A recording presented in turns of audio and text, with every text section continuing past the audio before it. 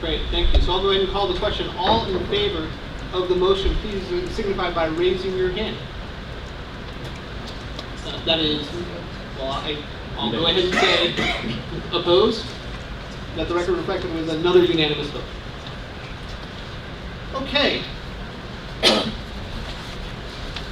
We're going to move into a public comment period. We had a sign-up sheet here at the beginning, and originally we were limiting every person to 2 minutes, and we will keep to that 2-minute limitation on every person. We originally limited it to 20 people. If it's okay with the other members of the board, we have 24 folks here, and I'd like to hear from all of them.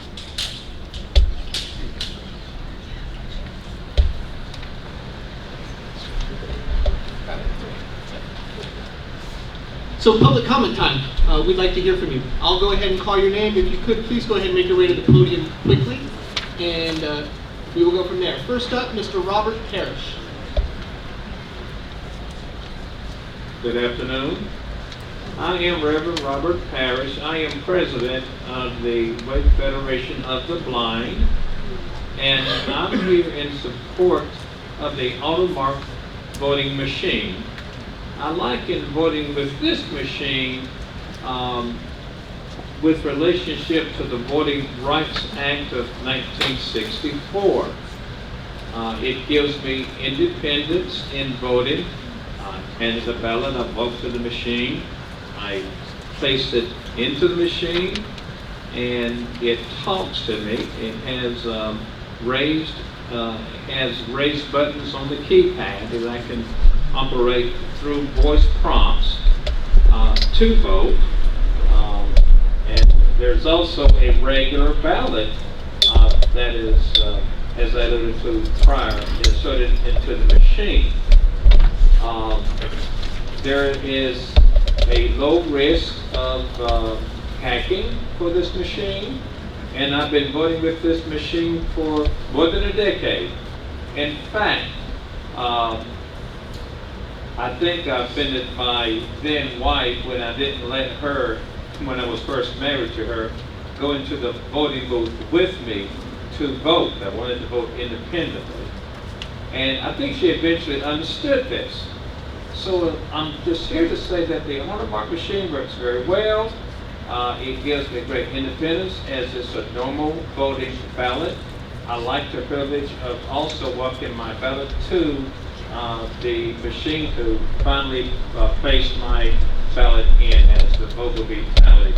And just let me allude to the express voting machine. I think the barcode is problematic. I think it might be more open to hacking. Thank you. Thank you, Mr. Parrish. Staff, you're keeping time on all of this? Great.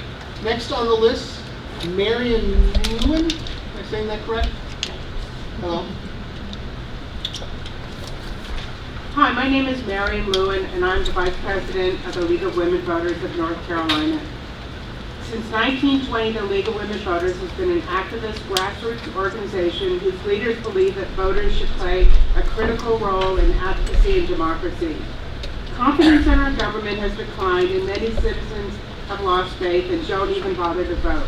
Democracy can only work if citizens participate in and trust the results of their elections.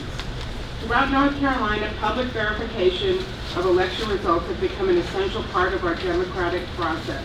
Many races are decided along very narrow majorities, and recounts have become commonplace. Election results are scrutinized for weeks and even months after the polls close. It is essential that our voting systems can withstand that scrutiny. Our voting systems must securely and accurately record voter choices and accurately count and report those choices. And lastly, these systems must be able to be reviewed and audited after the election so that all members of the public are confident in the final results. The decision you make today will have long-standing implications for every county and for all elections in our state.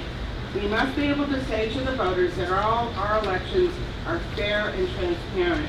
We understand that voting system equipment needs to be replaced and support the approval of those systems which can guarantee a transparent process.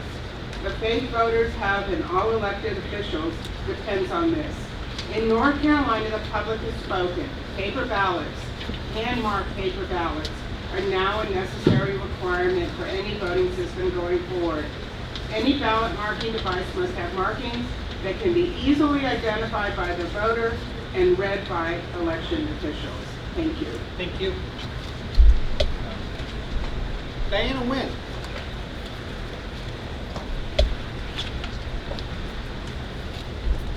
Good afternoon. I'm Diana Nguyen, President of the League of Women Voters of Wake County. The League of Women Voters of Wake County has carefully researched and followed the process of certification of voting machines in North Carolina. We take election security very seriously and believe that a hand-marked paper ballot is the only kind of record that is not vulnerable to software errors or hacking. A voting machine that records a voter's selections in the form of barcodes is inherently unreadable by humans and cannot be properly audited. Furthermore, attempts to assess the ownership of the vendors of voting machines have failed to provide definitive answers. We don't know, and will probably never fully know, who has a financial or political interest within any of the layers of investment and ownership of the vendors of voting systems. Thus, a system that relies on hand-marked paper ballots is the most prudent option, though it's likely the least financially lucrative option for vendors, but that's not our concern here.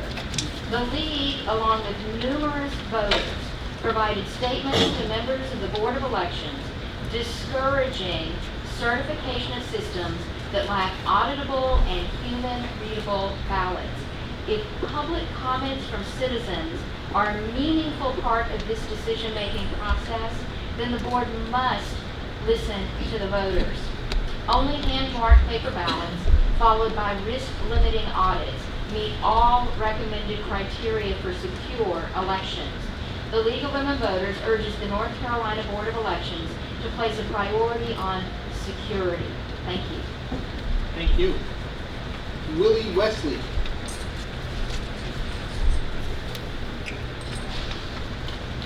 Good afternoon. Good afternoon. My name is Will Wesley, and I'm the Director of Business Development for Election Systems and Software, where I've been employed for 17 plus years. I also served as the Director of Elections for the City of Detroit, and I thank you for this opportunity to be able to present to you briefly some key facts about the express vote and barcodes. The express vote is proven technology. It's been deployed in over 1,200 jurisdictions in the United States, which will include South Carolina, Virginia, Maryland, West Virginia, Tennessee, Arkansas, and Washington, D.C., to name a few. It's in the use of the past 5 years. It's produced nothing but successful elections. The express vote is easy to use, it's easy to set up, and it's the most widely used ballot marking device that's on the market.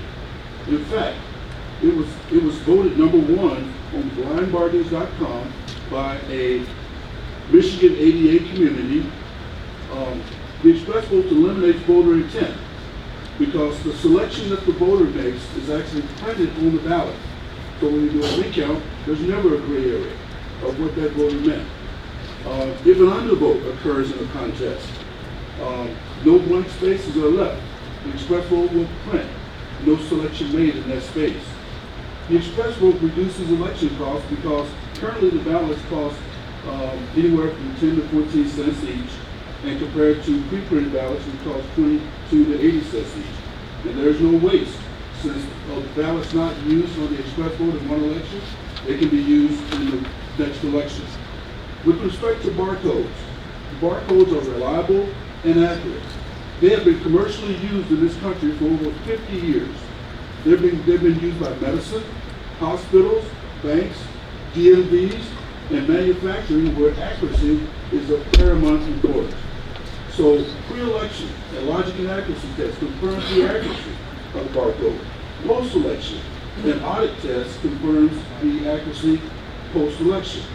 So finally, Mr. Wills, thank you very much. We want to make sure we bear with time for everybody. We really appreciate it. Thank you very much. Thank you. Next up is Dennis Burns.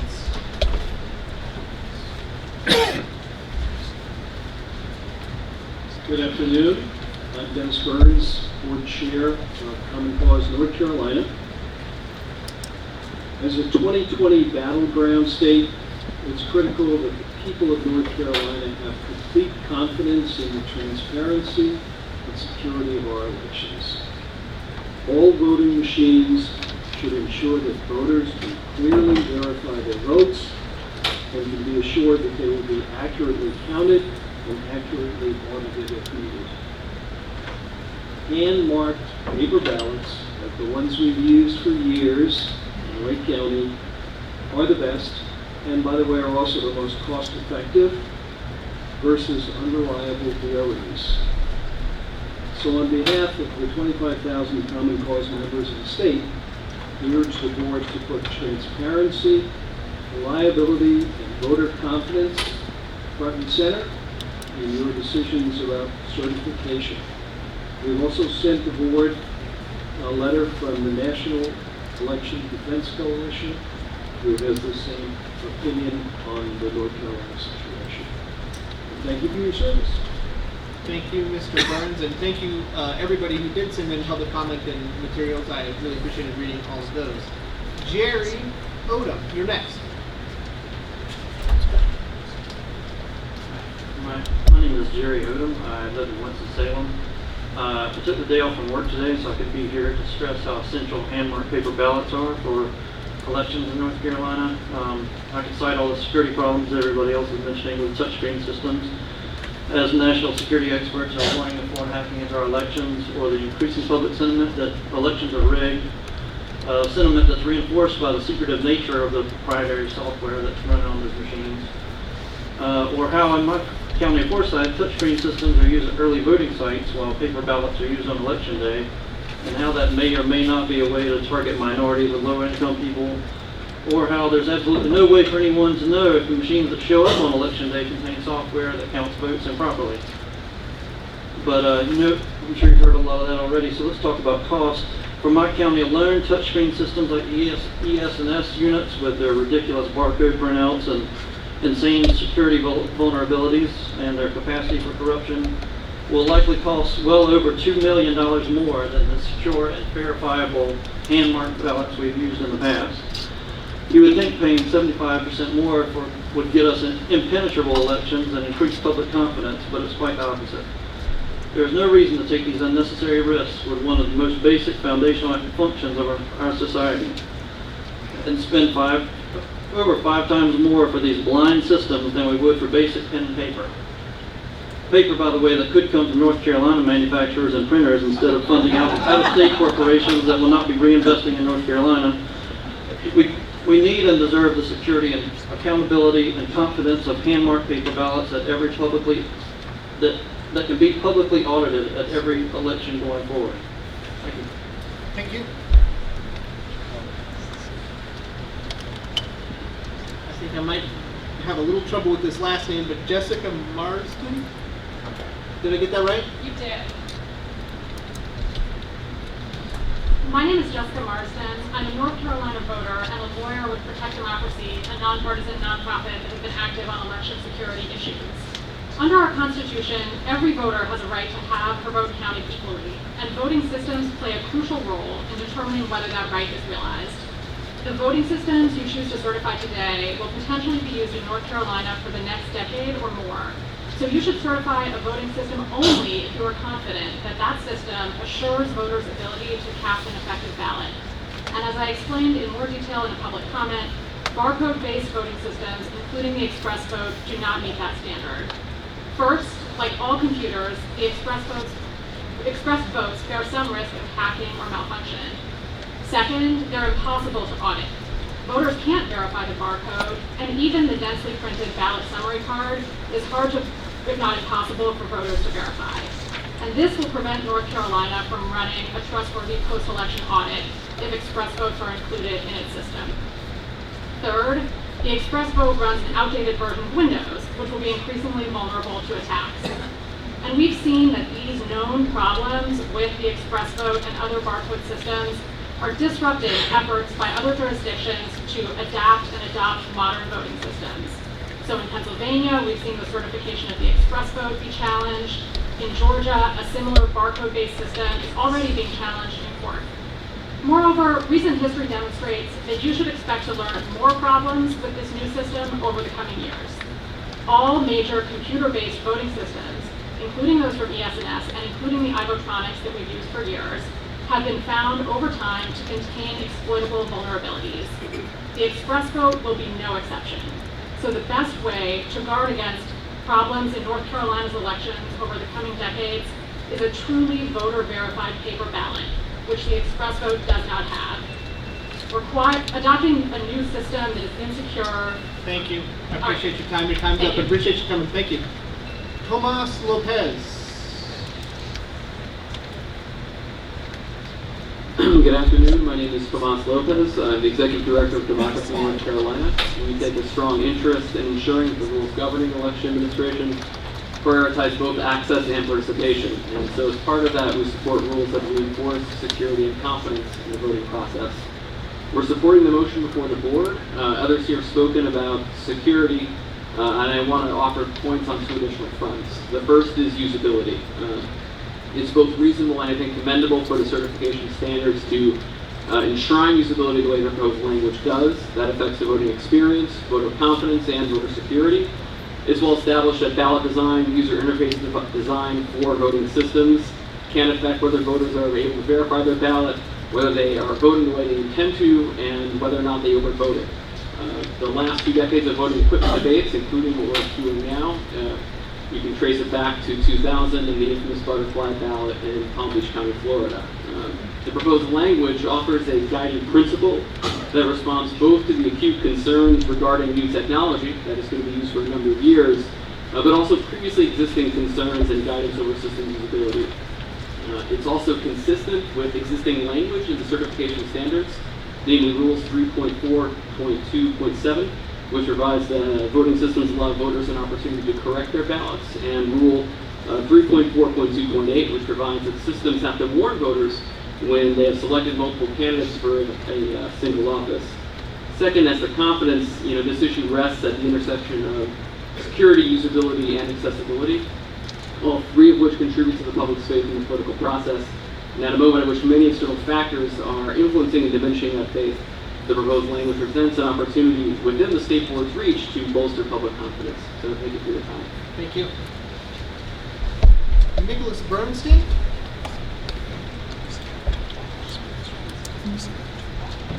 Hello. After previous State Board of Election meetings, I had the opportunity to talk to former Chair Cordell and Board Member Raymond.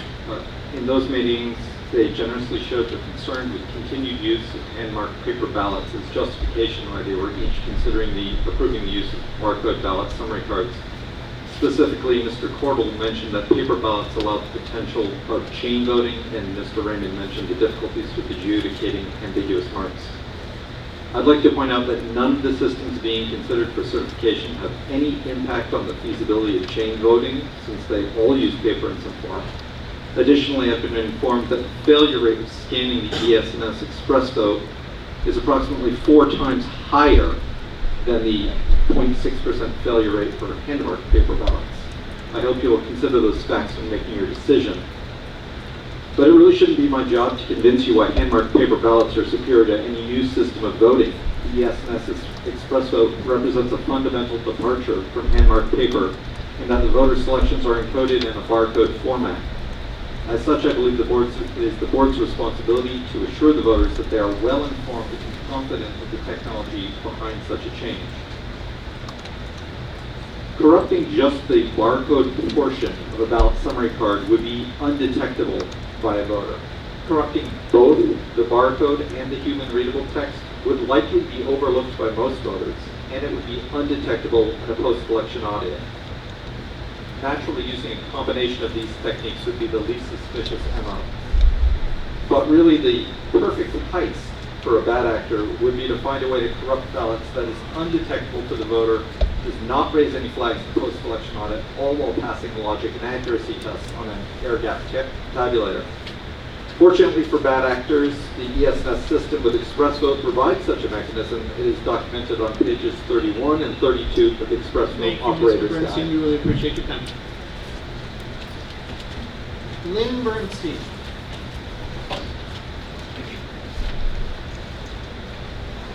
Hi, my name is Lynn Bernstein. I have a background in aerospace engineering. I've been here now 3 times to come before the board and respectfully ask that prior to voting, we hear what information you are taking into consideration when you're making this decision. The state website is full of articles from experts who are all recommending hand-marked paper ballots for voters who are able to mark their ballots, with the exception of one essay by Dan Wallach on security of ballot marking devices. He presents an argument about a theoretical ballot, and he does admit that it is, while none of today's ballot marking devices have features like this, it is quite likely that the next generation of BMDs will adopt these techniques, but these do not have those. We would like to hear from each of you separately. Please be specific and cite names and articles. Who exactly are you listening to and believing? After talking with many county elections officials, it became clear that there's a lot of misinformation going around. In light of that, I would also respectfully ask that you keep in mind that the people here today know more about these systems than most people in the entire country. Some are experts who have flown in to help prevent North Carolina from making a grave mistake.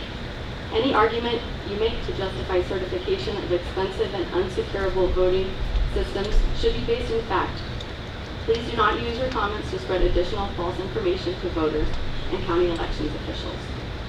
Auto marks are still available from North Carolina. Hand-marked paper ballots are not more expensive than ballot marking devices.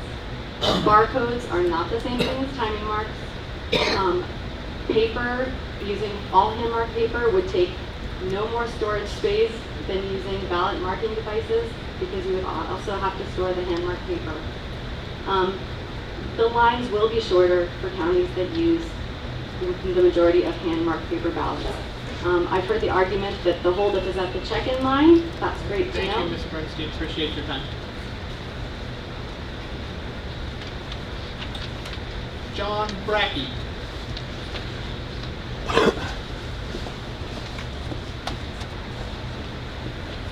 My name is John Brackey. My group is Americans United for Democracy, Integrity, and Transparency.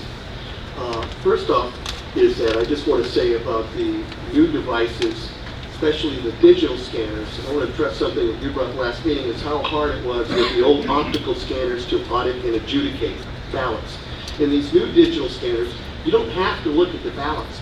These ballots that go through a digital scanner take an exact picture of the ballot, front and back, okay? You know, I was just talking to the SNS guy. If they put the inkjet back into the 850, you'll even marry the ballot in your absentee voting or voting at voting centers. There is no reason to go with a machine that really marks. We're coming up with cost here that, let's say, for example, if Mecklenburg County was to buy these machines, they would spend $1 million in the digital scanners because that machine still has to put a ballot through it, okay? And when these machines read the ballot, they don't read like the text down below, they read the barcode. And you know, we have reports that just came out yesterday in a report that when auditing these things, there was a 3% error, okay? And a lot of that's because when they make the ballot image after they make the cast vote record, when they use it, they put it in a PDF file. And so it's very hard for auditing. And we got this report out of Maryland. And you'll find in this paper that I sent you that there's a link on the bottom that will show you how auditing and adjudication works with these digital scanners. And all 3 companies that you have listed make them, and I'm not saying any particular company at all. You know, we're here to work for elections to make sure that they're transparent, trackable, and publicly verified. The 2020 election is going to be very controversial. We need to make it a point to prove to the loser that he really lost. Because we could get very dangerous in this country. And I work hard to prevent that. Thank you very much. Thank you. Marilyn Marks. Great job, sir. Thank you very much. I'm Marilyn Marks. I'm the Executive Director of Coalition for Good Governance. We're based in Charlotte. You should have received a letter from us this morning that would tell you a little bit more about our deep interest in this topic. We're also the organizing litigants in the case right now in federal court in Georgia. You've probably read about it. It's Curling v. Raffensperger. It's for paper ballots to get rid of the DREs. The judge just ruled in this case that DREs have to go in Georgia after 2019. We totally sympathize with the time pressures you're under to try to make a decision about the voting equipment that your counties need in 2020. However, as we stated in the letter this morning, we ask that you take the time to thoroughly explore the cybersecurity and scientific facts that demonstrate that electronic barcode ballot marking devices should not be used for public elections in North Carolina. They simply cannot produce a reliable or auditable result. Late next week, we will be updating our lawsuit in Georgia to challenge barcode balloting. They will not withstand constitutional scrutiny or compliance with North Carolina election code. North Carolina General Assembly acted to abandon DRE voting because of its deficiencies. The deficiencies are shared by electronic barcode devices, and they're exacerbated. They're even worse than DREs. Many experts, and I would agree, would rather vote on a DRE than a ballot marking device of barcode. It is just simply unreliable. The representative at DSNS up here a moment ago stated that they had only been involved in successful results, in election results. How would anyone know? They are not auditable results. You really don't, that's a marketing claim, not fact. You really don't want your election officials at your county boards having to promote marketing claims rather than audited results in the future. Thank you very much. I'm happy to answer any questions. Thank you. T. Anthony Spearman.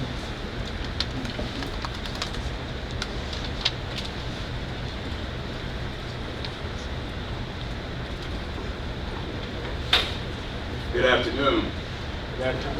I am the Reverend Dr. T. Anthony Spearman, President of the North Carolina State Conference of Branches NAACP. I am joined today by President Gerald Gibbons and Political Action Chair Yvette Colston of the Raleigh Apex Branch. The North Carolina NAACP stands with a growing group of election integrity activists who advocate for elections that are transparent, trackable, and publicly verifiable. Presently, that is not our reality. We, much like the League of Women Voters, discourage certification of systems that lack auditable and human-readable ballots. We believe that to truly restore trust in the process and repair the broken system that is presently ours, that hand-marked ballots will restore that trust. The mission of the NAACP is to ensure the political, educational, social, and economic equality of rights of all persons and to eliminate race-based discrimination. We will go to great lengths to live out that mission. To ensure election security, we strongly urge you to reject systems that are not fully transparent, trackable, and publicly verifiable. Thank you for your service. Thank you. I'm going to remind folks here in the audience that we're not going to have demonstrations. The next person on the list is not a person. It says Wake County Democrat. I'm inclined to, if that's an individual person, I'm inclined to hear from them. Is somebody here who signed up as Wake County Democrat? Okay, moving on. Patricia McDaniels. I already spoke my piece. Oh, thank you. That was Patricia from earlier. Victoria Shea.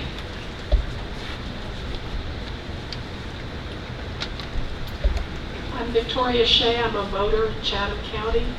It's ironic that when one of your members made a mistake in voting, he was able to identify his error and ask to correct it. But if you decide to move forward with certifying a machine that prints our votes in barcodes, we voters will not be able to read and fix our errors. People make mistakes and machines make mistakes. I urge you to give voters the same ability to correct mistakes that this board wanted for itself. This can only be done by paper ballots that are readable by humans before they are tabulated. Thank you.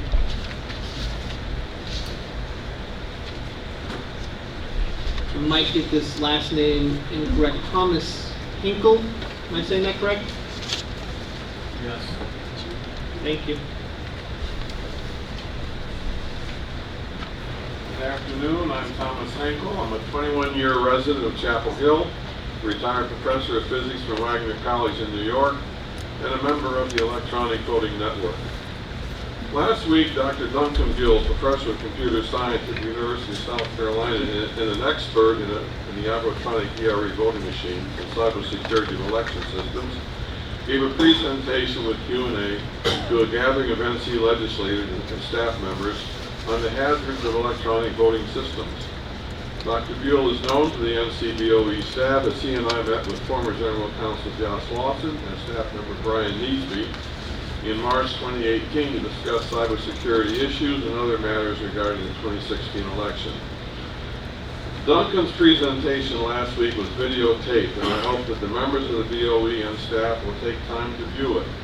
Dr. Buell made the point that with computerized systems, more technology is not necessarily better. Or as others would say, apply the KISS principle, keep it simple, stupid. The software programming of a DRE and a BMD are thousands of lines long, which make it difficult to ensure reliability every time a voter casts a ballot. And any computer can be subject to malicious malware being covertly inserted to undermine voter intent. Dr. Buell strongly recommends that all counties use the simplest electronic voting system, which is voter hand-marked paper ballots, which are then read by an optical scan tabulator. Such a system is then easily audited by hand-eye counting of votes from paper ballots to verify machine tabulation. I strongly urge the board to disallow the use of BMDs in North Carolina. The materials you have received from Marilyn Marks and others clearly spell out that the paper ballot such an electronic voting machine produces is not in accordance with NC election statutes. Mr. Henkel, For thank the you very optical much. scan tabulator only Mr. tabulates Henkel. votes in the power code. Thank you. Thank you very much, really appreciate I'll it. let you finish my sentence. Craig Merrill.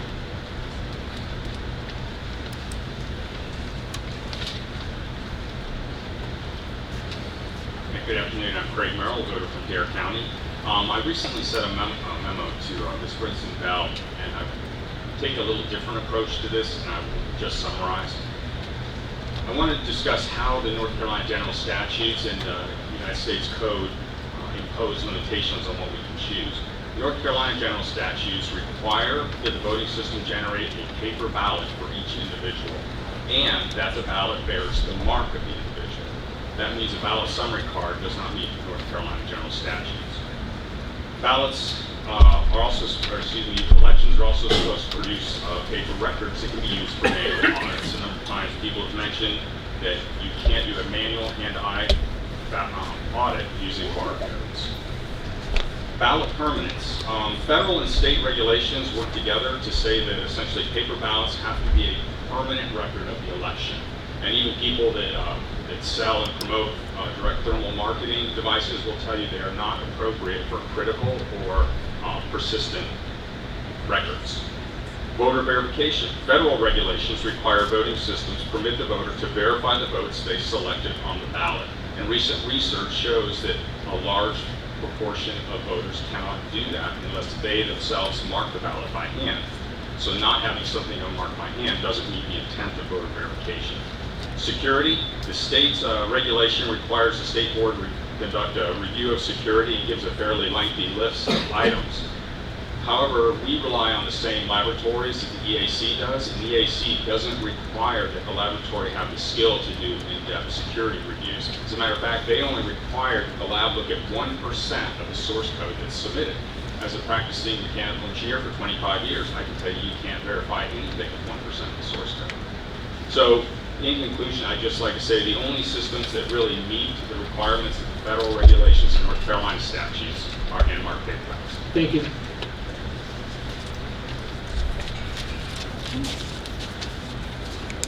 Andrew Spector, is that correct? Spector? Spats. Andrew Spats, thank you. Sorry, my handwriting's terrible. Hi, I'm Andrew Spats. I'm a Durham voter. And I don't, I think Paul said a lot of the things already, but I just wanted to point out two articles that I found just recently. The first one is from literally 2 days ago, Wednesday, ABC 11. Indiana man has been charged after authorities have said he used fake barcodes as part of $1 million shoplifting scam. He faked barcodes, brought them to Walmart, bought Lego packages for $200 for $20. Barcodes are not the most secure, reliable source. The second one I found was, this is last year, Time Magazine, last August, from the DEF CON Hackathon conference in Las Vegas. An 11-year-old boy, a fourth grader, was able to hack the Florida voting system in 10 minutes. Wow. I think that says everything about why we need to have paper ballots that are verified. Thank you. Thank you.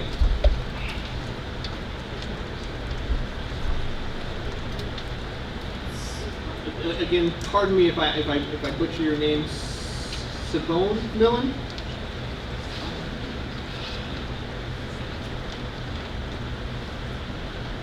It's okay. It's Irish. I'm used to it. Thank you. Good afternoon. My name is Siobhan Millen, and I'm a precinct judge in Wake County. All 100 counties in North Carolina should use the same system of hand-marked paper ballots that we have in Wake County. 3 brief points. First, despite former Chair Cordell's concern about fairness to the 3 companies who have worked to sell voting machines to the state, the board's ultimate duty is to the voter. Second, citizens want their votes to be tabulated by the safest means possible. And third, a decision to choose less safe machines may lead to disputes down the road, as seen in other states. Number 1, the voting machine industry has over-innovated since the last time voting machines were certified. Recently developed high-tech machines are susceptible to hacking in the current international climate. But this is not North Carolina taxpayers' problem. It's the problem of the company's ultimate owners, such as, in this case, Raging Capital Management. Capitalism has winners and losers. As long as each company was treated fairly and equally, the process was fair. No company innovated a special machine to work only in North Carolina. Voting machines with hackable components are no longer fit for purpose. The North Carolina Procurement Guidelines Manual in Section 5.18 states that a basis for rejection of an offer shall include any determination that rejection would be in the best interest of the state. Second, consensus is clear that auditable paper ballots are the gold standard. Even Chris Krebs, the head of cybersecurity at the Department of Homeland Security at the DEF CON conference on August 9th, called for auditable paper ballots. Third, we want to avoid the disputes plaguing other states over voting technology. For example, the state of Georgia is being sued because some of its voting machines record the ballot by the barcode of receipt and not by the marks made by the voter. This technology is ripe for error and for hacking, but the voter would be none the wiser. The Georgia plaintiffs also object to the fact that the state-certified machine puts a timestamp for each ballot on its memory card. This system runs the risk for undermining the secret ballot. Thank you. Thank you. Chris Teleska. Thank you for bringing Casual Fridays to the State Board of Elections. My name is Chris Teleska. I'm the founder of Wake County Coalition for Verified Voting. I'm a 40-year voter in North Carolina at the same precinct. I've seen 3 different voting machines. The one I feel the most comfortable with is optical scan and the Almark. And we worked hard to get public confidence in elections that passed in 2005. It was passed unanimously, and almost immediately all the usual suspects started attacking it. They wanted to do away with the bond. They wanted to do away with the escrowed source code. Heck, one vendor even took the state board to court to try to lower the standards. Luckily, my friend and fellow advocate Joyce McCoy also decided to take the state board of elections to court to keep the standards from being lowered, and that's kind of why I'm here today. I'd like to make sure that none of those things, escrowed source code, the surety bond, the CEO's affidavit, and the other important stuff doesn't get pushed to the side in the rush to certify other vendors, okay? And I'm also here, I really don't hear or see anybody else who's doing this, I'm a disabled voter. Damon's going to laugh at this because he knows I work as a photographer. I have low vision issues. I love the Almark. My mother loved it too. Okay? It works great. You take a paper ballot, shove it in the Almark, you You make your choices a couple different ways, and when it's done, you press the button, you pull it out. One thing that ballot marking device has that none other have is you can take that ballot, or even a hand marked ballot from somebody else, and shove it in the automark, and you can verify your vote. No other ballot marking device can do that. Disabled voters need ballot marking devices to vote independently. That's the best one. Okay? And right now, we have a way in North Carolina, everybody's... Go ahead and use the automark. Thank you. Andrew Silver.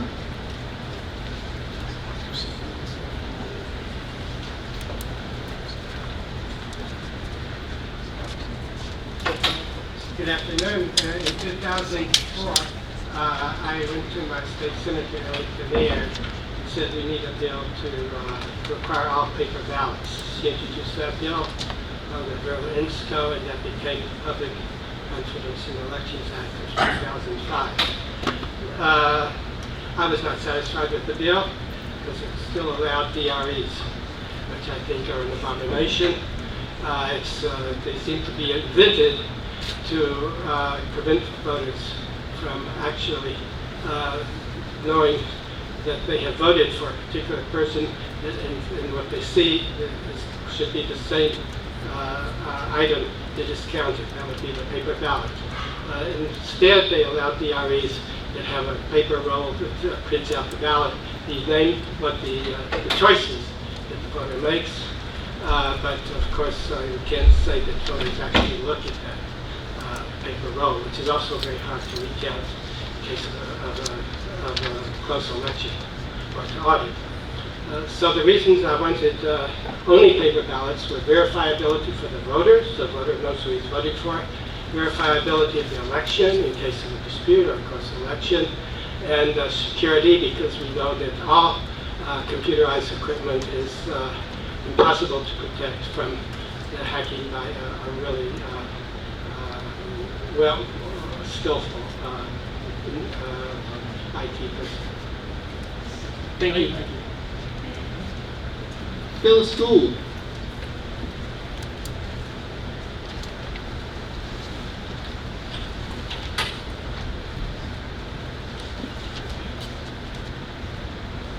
Hi, I'm Phyllis Gould.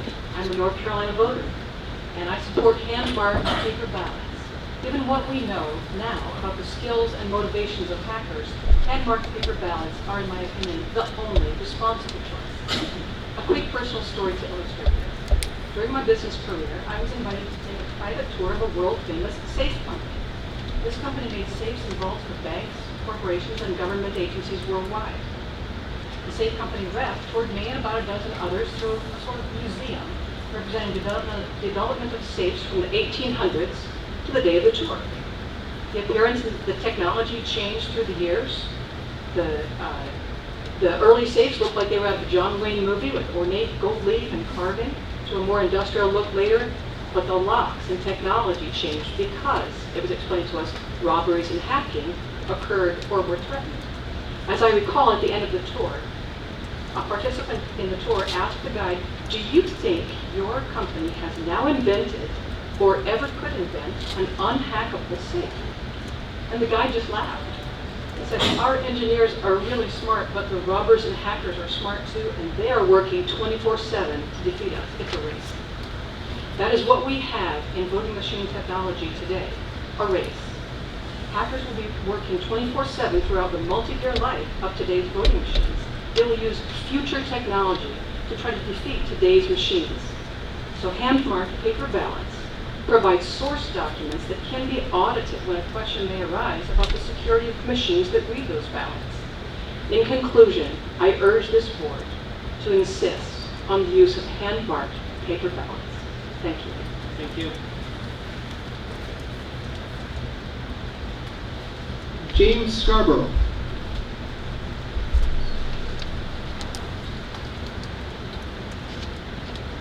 Thank you, Mr. Chair. Thank you, Board. I'm James Scarborough. I am a resident voter of Wake County, and I have lived here 20 years. I have been a software developer for 27 years. I work right down the street, and I mention this to give you some idea of my credentials. So I understand what software is, what software development is. I have seen stuff other people wrote. And let me tell you, all the software that anybody else besides me wrote is garbage. And when I wrote it 6 months ago, that was somebody completely different. So there's so much software that is so bad. And in the open source world, we can do better because we got more eyes on the software, but there's still vulnerabilities coming up every day. So computers are very much a trust but verify. So you absolutely have to be able to verify what's going on. DRE is right for hacking. It is much, much too easy to insert a USB stick or some other way of gaining physical access and messing up the machine. It's also very important that we be able to verify the counts from the precinct back to where they're collected. And hand-marked paper ballots are absolutely critical. Auto-mark is great. The barcode is not transparent. It absolutely has to be voter verifiable. The SNS wants to sell you express vote. I know they do. But if you search the news for election snafu, oh my gosh, how many snafus will you find? It's ridiculous. You don't want that.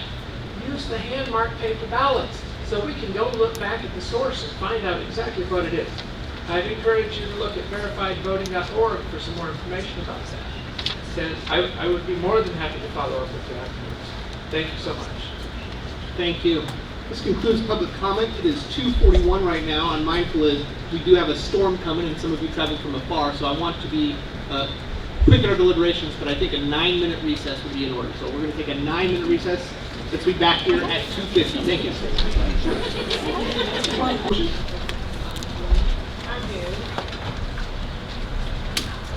I want to present two motions and do them separately. Each motion has its own implications, its own justification. They're geared somewhat separately. So the first motion is that I would move that the state board modify the election system certification program to add the following section 3.4.2.12, recording of voter selection, reading an electronically assisted ballot marking device or other ballot marking equipment shall produce or mark a paper ballot that is indistinguishable in size and type of paper and in printed content from hand-marked paper ballots. For the purposes of this section, quote, printed content, end quote, does not include the voter response area where the voter indicates their selection by darkening an oval, square, rectangle, or other shape. That is the first motion. Is there a second? I'll second. Okay, discussion. Dr. Anderson. Sure. As many of you have spoken here today, citizen confidence in our elections cannot be put in doubt. Voters are looking to us to make the right call on any new voting systems that are put in use in any county in the state. At the end of the day, voter confidence in these voter systems that might be put in place in their county resides with those voters. I can be confident. That's not the issue. The voter, that's not likely to cut it with the voter. The voter is going to come to their own conclusions about the system that they use to cast their votes. I want to present some remarks specifically in relation to barcode ballots. Barcode ballot in this hand, regular ballot that would be hand marked. These are absolutely distinguishable from one another. They should be indistinguishable. The barcode ballot has that issue that it's different from a hand-marked paper ballot, and that raises disability rights issues at a minimum. Any barcode ballot has a voter verification problem because voters cannot verify that their choices that they've made are correctly encoded into that barcode, which is the only thing that's going to be tabulated. I believe a barcode ballot has a serious optics problem. We have heard voters don't like this, voters do not trust this, and that's their judgment to make. Voter verification is not something that we just do because it sounds good. It's an absolute must for our audits to be meaningful. If voters cannot verify their choices, we cannot conduct meaningful post-election audits that give us the confidence that the results, the count produced by the machines, the scanners, the tabulators, is in fact reflective of the voter will overall, and that the outcome of the election is not in question. Experts. We've heard from a lot of them. We have a lot of materials that have been submitted to the board that many of you have commented about and that I hope all board members have availed themselves of. I think the record needs to reflect that these expert opinions, in essence, tell us that no amount of auditing can address the security concerns around what needs to be recognized as the, quote, switched intent possibility, where the review screen that the voter is presented with does not equal what is printed on their ballot or what is tabulated by the machine.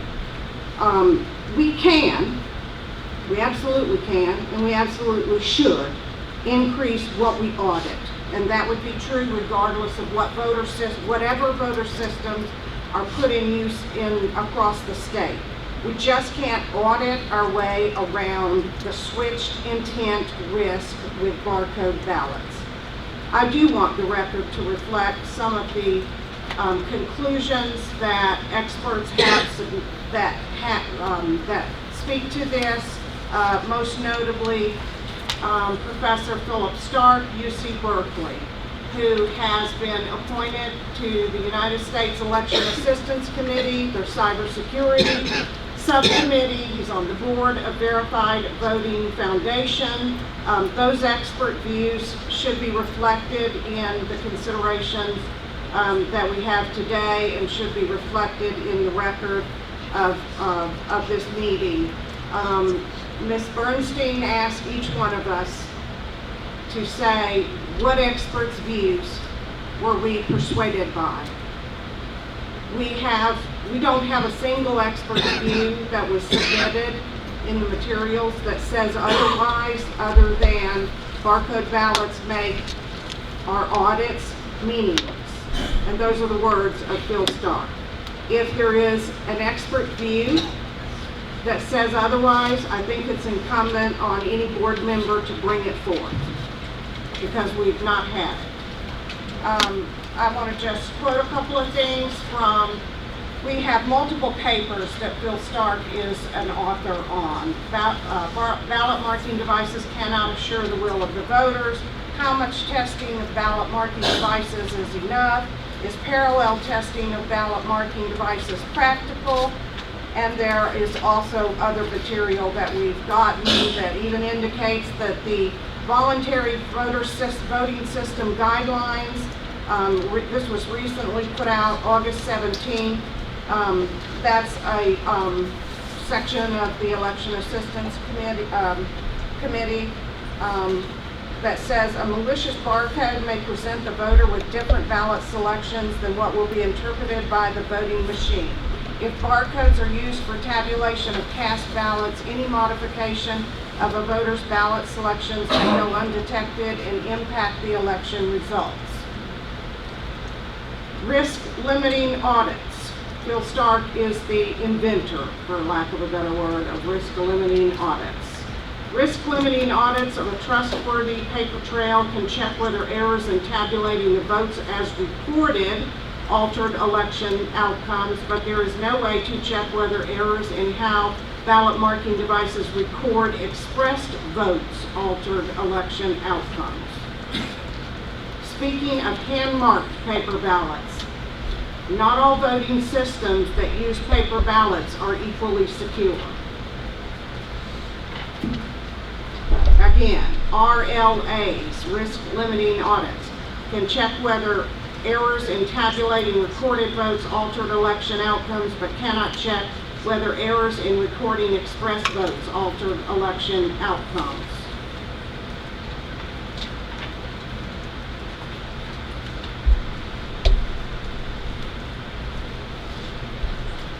Specifically as it relates to barcodes. Barcodes are not human readable. The whole purpose of a paper ballot is to be able to recount or audit the voters' votes in a way independent of any possibly hacked or buggy computers.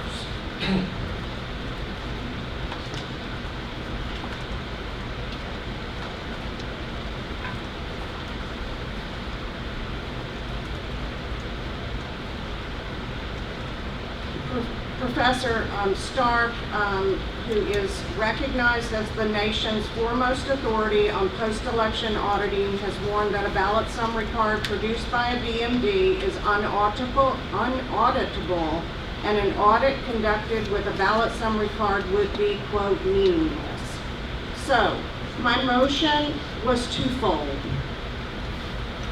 It would prevent voters who need an assistive device, which the ballot marking device gives, from being given a paper ballot that is very much distinguishable from what would be the ballots of everyone else that hand marks their ballots. Voters with disabilities should not be put in that position. It makes their votes, their ballots, potentially identifiable by person. The other issue is that would disallow the barcode ballot for the very reasons that have been stated repeatedly. Thank you, Dr. Anderson. Other remarks from members of the board? I have a question and a remarks. And I suppose I should direct this towards legal counsel. If this motion were to pass, would it further delay the certification process? If this modification were to pass, the next agenda item is consideration of certification of the voting system vendors. So the board would be able to proceed immediately to vote on the vendors who are being considered for certification, but the modification would be in place when that vote took place. So any vendor who is not able to meet the new requirement then would likely not be certified. Okay. Thank you. Did you have something, David? Oh, okay. Well, I'd like to ask Dr. Anderson to respond to two resolutions that we received from local boards of elections asking this board not to modify our requirements towards the vendors. We received resolutions from Transylvania County and Davie County, and both of these local board levels, they requested in unanimous votes that we do not make these modifications, and based on the reasons of increased costs. They addressed the fears mentioned by the public about barcode technology, and I would like to hear your response to these resolutions. Sure. I'll speak to cost second, but everybody needs to remember that our election certification program standards were developed essentially in 2016, adopted by the board at the time, very early January of 2017. We've learned a great deal about our reality now that was not evident to us in early 2016 or even early 2017. We've had the Senate committee chaired by our own Senator Richard Burr tell us that there are significant risks of foreign or domestic interference in our election. When we move to systems that put a computer between the voter and their ballot, we have to acknowledge that we're taking some risks. And many of those risks can't even be known right now. So I think one of the reasons why we've heard the advocacy and the outcry for hand-marked paper ballots in particular, take the machine away from between the voter and the ballot in the security risk. The hand-marked paper ballot has no issues with voter verification, with anything that can interfere or switch the voter's intent from what will be tabulated. In terms of costs, that's a county issue. We don't deal with the cost of these systems at this level because the state doesn't pay for it, the counties do. There's a very simple, straightforward solution for a county that used the Ivotronic that will be decertified come December 1, 2019. Replace it with an automark. Provide voters who need a ballot marking device that option. And go to hand-marked paper ballots for everybody else. Dave, you go ahead and I have something else. Okay. I do have a question for legal counsel here. If we pass this motion, it would go into effect today. Yes, sir, that's correct. It We would be start- effective immediately. We started early voting today. How would that affect those 19 counties that are using DREs? The vote today won't have any effect on the elections that are going on right now. Even though it started today and this would go into effect today? And you don't think there would be any legal challenge in any of those counties once this passed, once this is voted on and should have passed? Are you referring to DREs that are being used now? Is that your concern? There are DREs that are being used now. So the certification program that was adopted by the board doesn't account for DREs because the certification program was adopted because of the need to have new voting systems to replace the DREs. But this motion here would affect the DREs. Are you referring to the motion about the ballots The all current looking motion that the we have on same the and floor. being the same size and the same paper type and all of that? I don't believe that it would affect the DREs because DREs, like I said, are not accounted for at all in the certification program. The Okay. certification program accounts for ballot marking devices, for other types of devices, but not for DREs because of the legislative decertification of DREs that's going to happen at the end of this year. Okay, what about the ballot marking devices? This would affect those? The AutoMark is the only current ballot marking device that's being used, and the ballots that are used by the AutoMark are the same as the ballots that voters are voting on, the paper ballots that voters are voting on. In regard to automarks that are currently being used, I spoke with Mecklenburg County yesterday about the automarks. And they said that if we continue to only use automarks and only have automarks available, they said they would probably deplete the entire source of automarks and parks just in Mecklenburg County that's available in North Carolina. So that concerns me.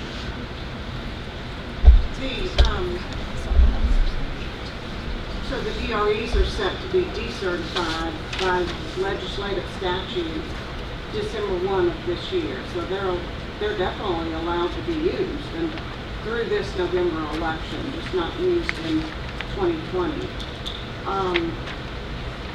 In terms of, I think Mecklenburg County and other counties that do need to replace their electronic DREs, they need to see at the end of today's meeting what options they have in front of them.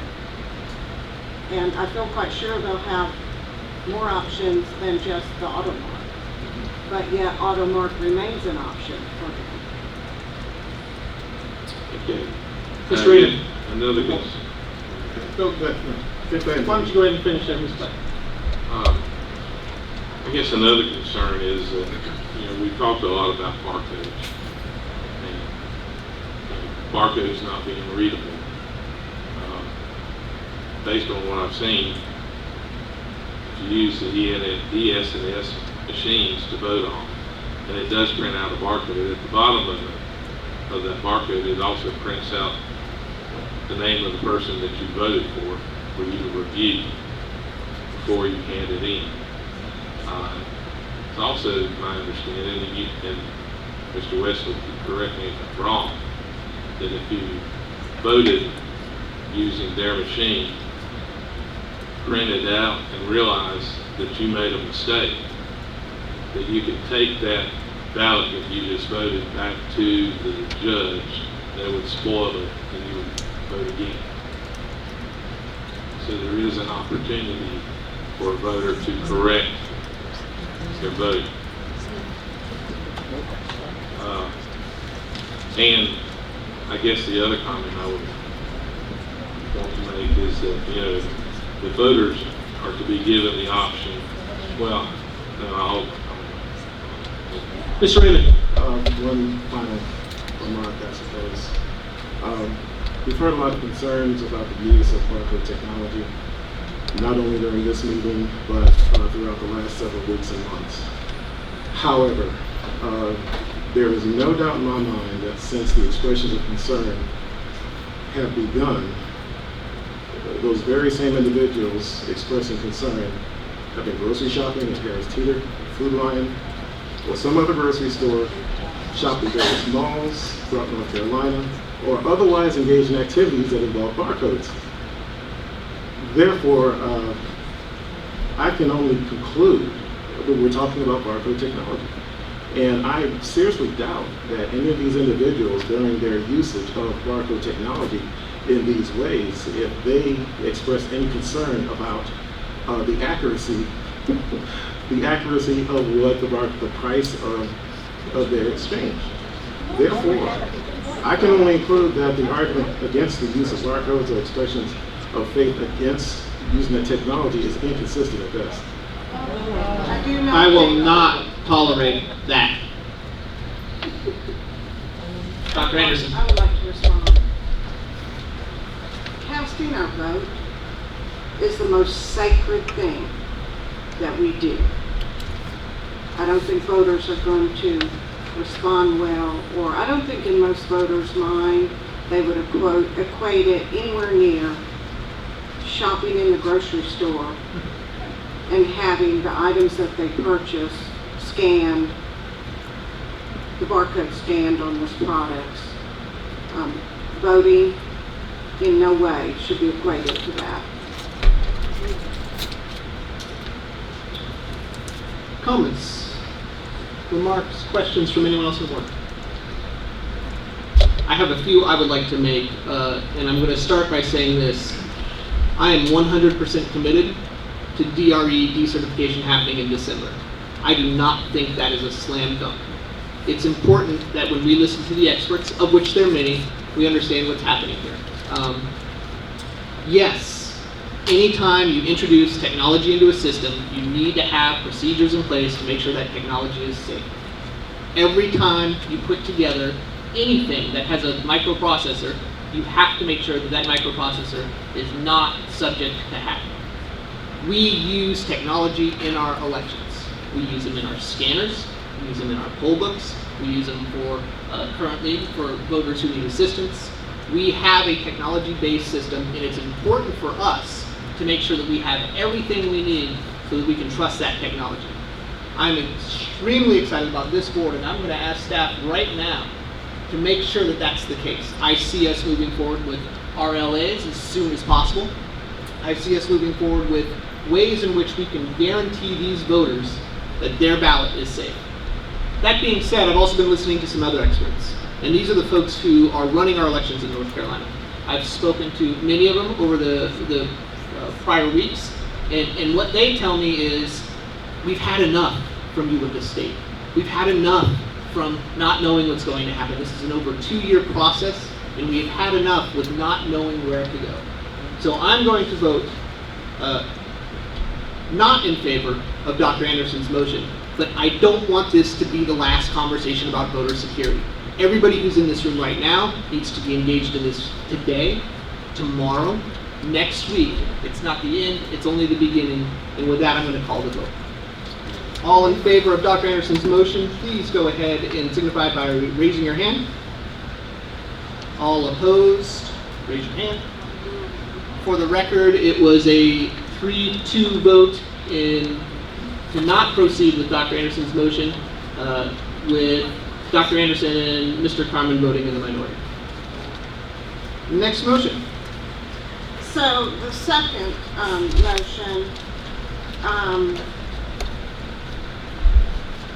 is motivated by giving voters the choice of a ballot that they can mark by hand or to use a ballot marking device.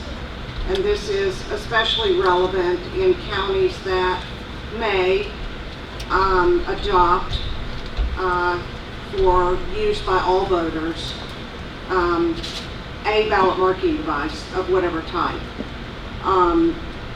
There are 2 parts to this. One would belong in the election system certification program document, those standards. It would be in the same section, 3.4.2.12, and that part would read, each voting system shall provide the option for a paper ballot to be marked by hand for voters who choose to cast their votes in this manner. That's it. That would be a directive to the vendors. All 3 vendors currently under certification do that. They would meet that standard. So in essence, that this would be applicable for future vendors. At any rate, the additional piece is a state board policy that we would adopt that would direct county boards of elections choosing to implement a ballot marking device as their primary in-person voting method shall provide the option for a paper ballot to be marked by hand for voters who choose to cast their votes in this manner. Providing voters with this option can be accomplished either through planning for sufficient pre-printed ballots or by on-site ballot-on-demand printing capability. At check-in, all voters shall be asked if they wish to mark their ballot by hand or to use the BMD. Is there a second? I second. Moved and seconded. I've got a question for council on this, a couple questions. Question 1, just a nomenclature, would we put that in 3.4.2.12, or would that need to go somewhere else?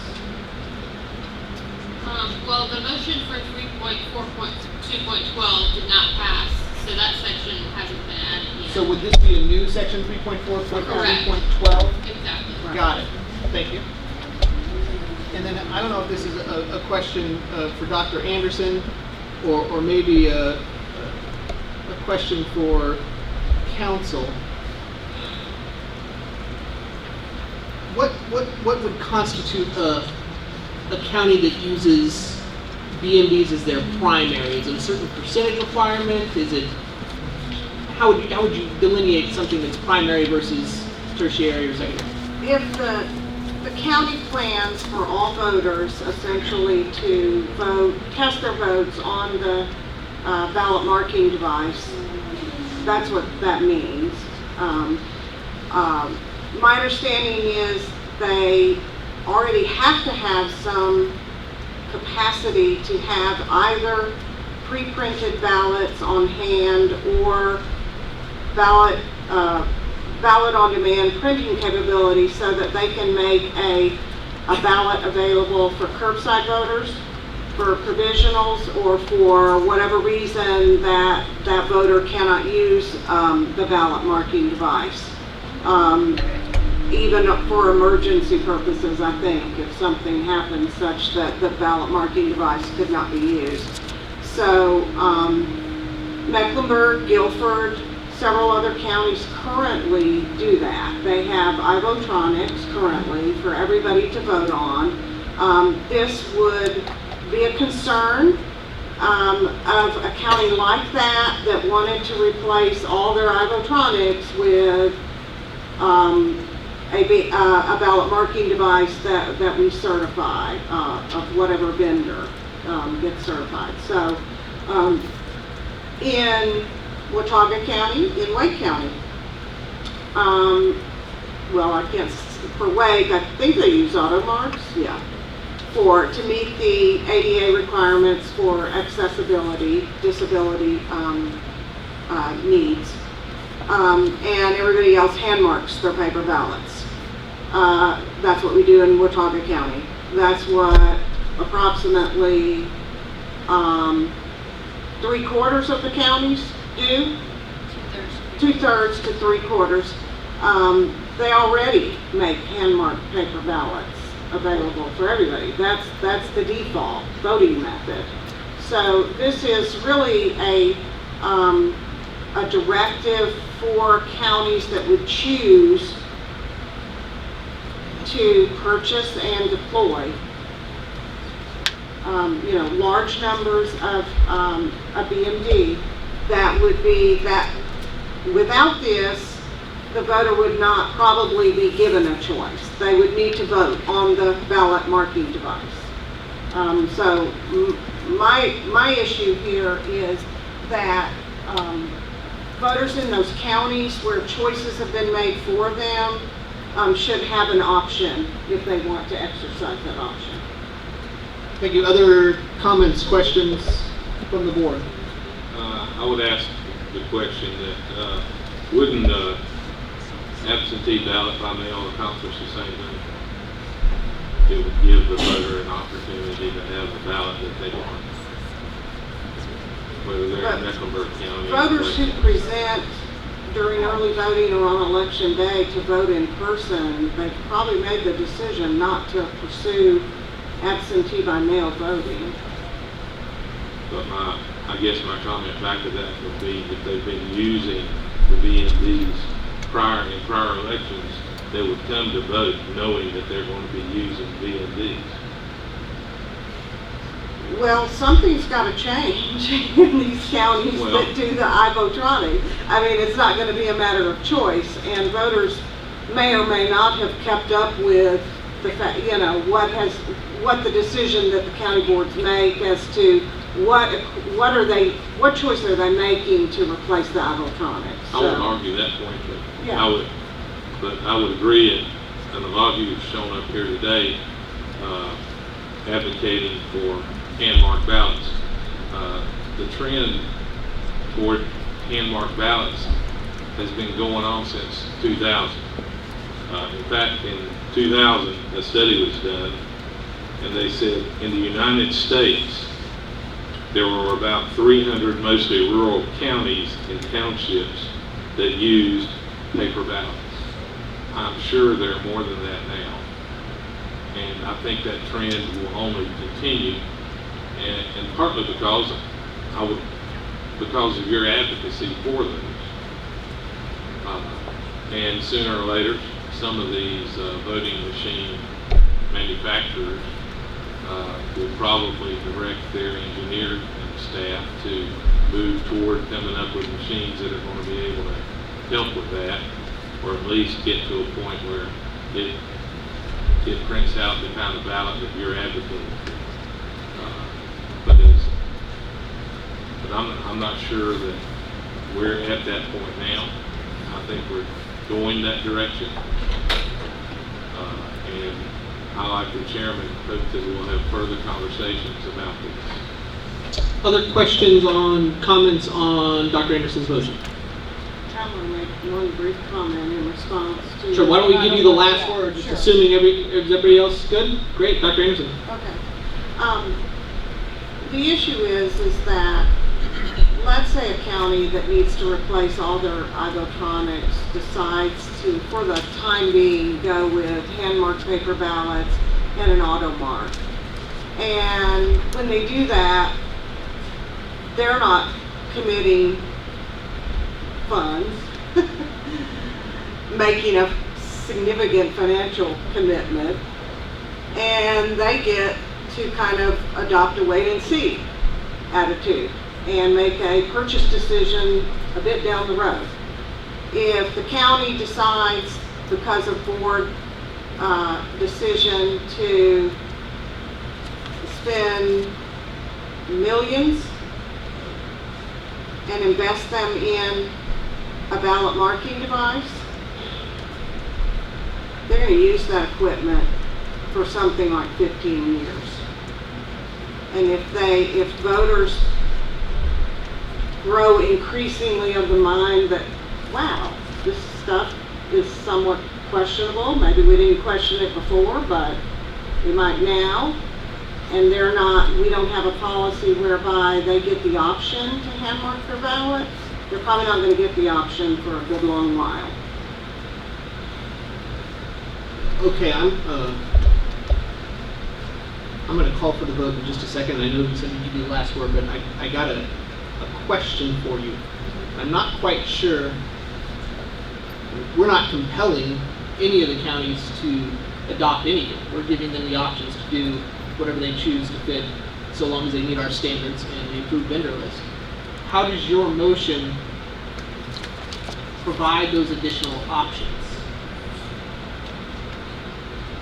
They still have all the other options of certified equipment.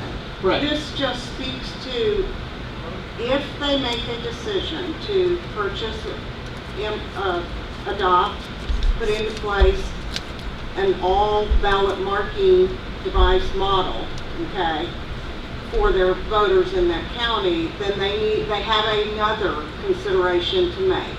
And that would be, what option are they going to pursue? Pre-printed or ballot on demand printers to make available to any voters who so choose the ability to not use the BMD, but instead hand mark a ballot. Thank you. I'm going to vote no for the same reasons that I talked about earlier. In addition, on this one, I'm concerned that introducing that level of choice on election day is really challenging for our election folks to make happen. As you're walking up to the voting table and they're asking you already these questions, they're going to have to ask you about photo ID, and I know we've got implementation to do with that as well.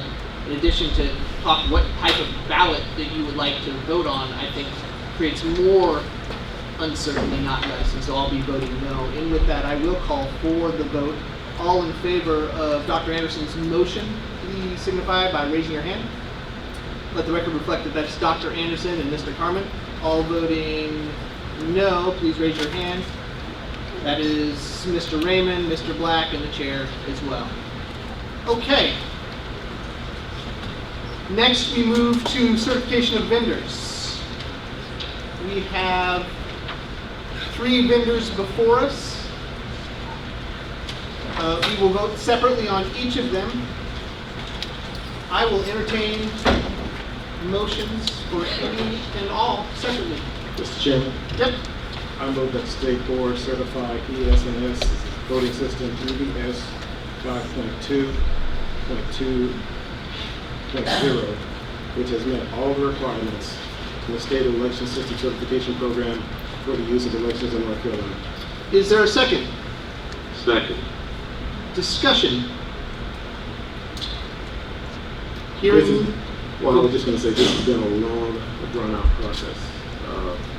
And ES&S, and not only just ES&S, they entered into this process in good faith, believing and enduring the challenges of being in this process, the legal challenges, all of the hoops that they had to jump through. And I think it's time, after everything that they've been through, we've been through, and the voters have been through, and the local boards of elections have had to endure, that we finish this and move on. Other comments?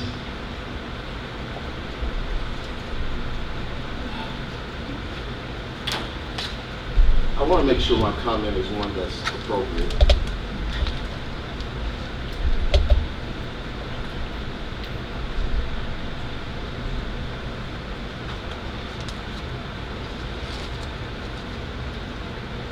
I don't know how we can put a time limit on. I don't know how we can put a time limit on making sure that we're moving in the right direction.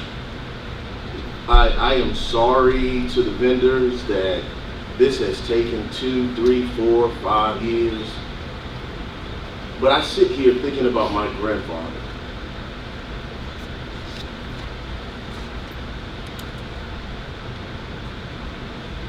And the right to vote, having your vote count, and knowing that your vote counted, is extremely precious to me. And I'm not sitting here to cause any strife, but I cannot look at a barcode and know that that barcode represents my vote. When I go to the grocery store, the clothing store, any store, I can verify that the price tag on that barcode, on that item, or the price in the grocery store reflects what that barcode code did. And I don't see that with this particular product. And that's all. Mr. Carmen, one, thank you for sharing that. Two, I want everybody here to understand something. I don't give a flip about the vendors and their timeline. I don't give a flip about any of that. I care about one thing and one thing only, getting this right. I would not vote for anyone on this list. I didn't have full confidence to get this done. And I don't want anybody to think anything different. Any other comments? Again, I want to reiterate, I can have confidence, you can have confidence. At the end of the day, it's whether voters have confidence. They're going to be the judges of whether or not the decision that we make here today to put into place a voting system that will be adopted by county board members is something that they can have confidence in. And I believe we've heard pretty loud and clear, they're not going to be largely confident in a barcode ballot. With that, I'm going to call for the motion, I'll call for the vote. All in favor of Mr. Raymond's motion, please signify by raising your hand. Let the record reflect that's Mr. Raymond, Mr. Black, and the chair. All opposed, please raise your hand. Let that reflect that it's Dr. Anderson and Mr. Carmen. We'll move to the certification of Hart Intercivic. Is there a motion? Mr. Chairman, I move that the State Board certify Hart Intercivic's voting system, verified voting 2.2, which has met all the requirements of the State Board of Election System Certification Program for the use of elections in North Carolina. And thank you. I misspoke. I said Hart Intercivic. Let the record reflect. Intercivic is correct. There's a typo. Great. Let's make sure that's reflected then. Is everybody clear on the motion? Is there a second? Second. Discussion. All in favor of certification, please signify by raising your hand. Let the record reflect that there was a unanimous vote for. How about a motion on clear ballot? Mr. Chairman, I move that the state certify clear ballot voting system, clear vote 1.4, which has met all the requirements of the State Board of Election System Certification Program for use in elections in North Carolina. Is there a second? Second. Discussion. Hearing none, I'll call for the vote. All in favor of the motion, please signify by raising your hand. Let the record reflect that there was a unanimous vote for. Okay, thank you all for attending our meeting. We will be in touch as this board progresses with its work and make sure we notice meetings accordingly. We are adjourned. Thank you.